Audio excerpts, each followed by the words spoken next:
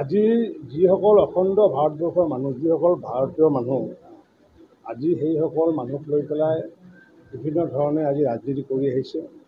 D ভোটাৰক লৈ পেলাই আমাৰ যিসমূহ বিশেষকৈ হিন্দু বেংগলীসকল যিসকল আছে, সেইসকলৰ মাজত যি ধৰণৰ কথাষাৰ ওলাই আছে, মই নিশ্চয়তা প্ৰদান কৰিছোঁ যে আজি যিসকলৰ ডি ভোটাৰ আছে, সেইসকলক আজিলৈ কোনো ধৰণৰ হাৰাশাস্তিৰ সন্মুখীন হোৱা নাই।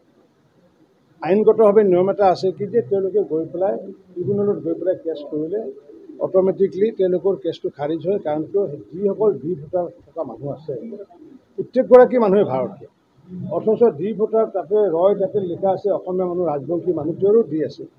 বৰ্মন অসমীয়া মানুহ লিখে, তেওঁৰো ডি ভোটাৰ আছে। গতিকে এই ডি ভোটাৰ লৈ পেলাই যে অকল বেংগলীখিনিৰ যে এটা ইছ্যু, সেইটো নহয়। আমি আগতে ডি ভোটাৰৰ সংখ্যা যিমান আছিলে, আজি আহি একেবাৰে নগণ্য সংখ্যক আজি আহি পেলাই আমাৰ ইয়াতে অসমত আছে। বাকী যিসকলে জনসাধাৰণসকলে ইতিমধ্যে নিজৰ কাগজ পত্ৰ দাখিল কৰি ট্ৰিবিউনেলত ইতিমধ্যে তেওঁলোকে হেৰি কৰিছে। কিছুমান মানুহে ডি ভোটাৰ থকা মানুহে হয়তো তেওঁলোকৰ হাতত কাগজ নথকাৰ কাৰণে তেওঁলোকে আইনৰ সন্মুখীন হ'ব পৰা নাই। আগন্তুক দিনত যিহেতু আমাৰ CA-খন যিহেতু আমাৰ হাতত আছে, যিহেতু 2014 চনৰ 31 ডিচেম্বৰৰ আগতে যিসকল আহিছে, সেইসকলক যিহেতু প্ৰটেকশ্যন দিম বুলি যিহেতু আইনগতভাৱে যিহেতু আমাৰ ধাৰা আছে, গতিকে ডি ভোট থাকক নাথাকক সেইটোলৈ কোনো কথা নাই। তেওঁলোকৰ ক্ষেত্ৰত কোনো ধৰণৰ হাৰাশাস্তিৰ সন্মুখীন হ'ব নালাগে। কাৰণ তেওঁলোকে প্ৰকৃত অৰ্থত তেওঁলোকে ভাৰতীয় নাগৰিক।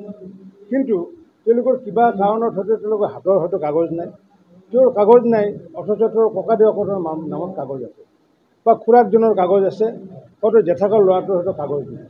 গতিকে কাগজ যিহেতু খুৰাকৰ তাতে আছে, জেঠাকৰ ল'ৰাটোৰ হাতত নাই, হয়তো সেই সময়ত কিবা কাৰণত হয়তো তেওঁলোকৰ দুৰ্ঘটনাজনক কাৰণত বা কিবা কাৰণত হয়তো কাগজখন হেৰাইছে। আইনগত দিশত বাধা থকাৰ কাৰণে কিছুমান কাম আমিও কৰিব নোৱাৰোঁ।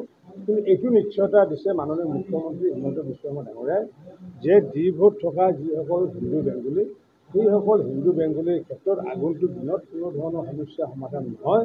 যেতিয়ালৈ ভাৰতীয় জনতা পাৰ্টি থাকিব, যেতিয়ালৈ আছোঁ, হিন্দু বঙালী ডি ভোটৰ ক্ষেত্ৰত কোনো ধৰণৰ সমস্যা নহ'ব বুলি মই দৃঢ় বিশ্বাস কৰোঁ।